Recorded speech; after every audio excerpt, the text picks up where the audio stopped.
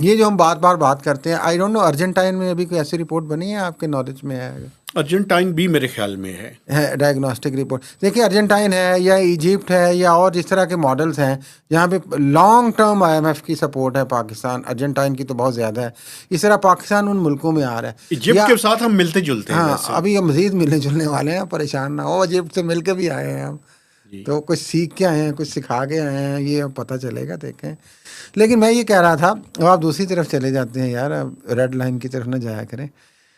بات یہ تھی کہ یہ بار بار جب انہوں نے کہا جی قرضہ لیتے ہیں اور مسئلہ حل نہیں ہوتا، تو یہ اس کو کہہ لیتے ہیں مہتاب صاحب ایک طرح سے، اگر میں سمپلیفائی کروں اور اف آئی ایم کریکٹ تو پلیز ٹیل می، یہ ایکچولی ہے مرض کی باقاعدہ تشخیص.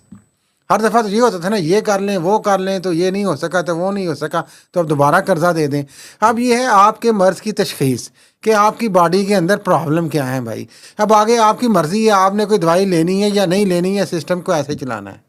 تو انہوں نے ایک انٹرنیشنل باڈی نے پورا ایک ڈائگنوز کر دیا ہے پاکستان کے گورننس سسٹم کو اور پاکستان کے سارے انسٹیٹیوشنز کو کہ وہاں پہ گورننس، وہاں پہ کرپشن کا کیا لیول ہے اور کس طریقے سے سسٹمیٹک ہو رہی ہے. اور وہ بات انہوں نے صرف یہ نہیں کی کہ مالی کرپشن ہے، بلکہ سسٹمیٹک بھی ہے. جس طرح جوڈیشری کی اپائنٹمنٹس 26ویں ترمیم کے بارے میں بھی سوالات وہاں پہ اٹھ گئے کہ جس طریقے سے آپ چیزوں کو مینج کر لیتے ہیں اور طریقے بدل دیتے ہیں، لا بدل دیتے ہیں، یہ بھی ایک طرح کا ایک سسٹمیٹک کرپشن میں آتا ہے.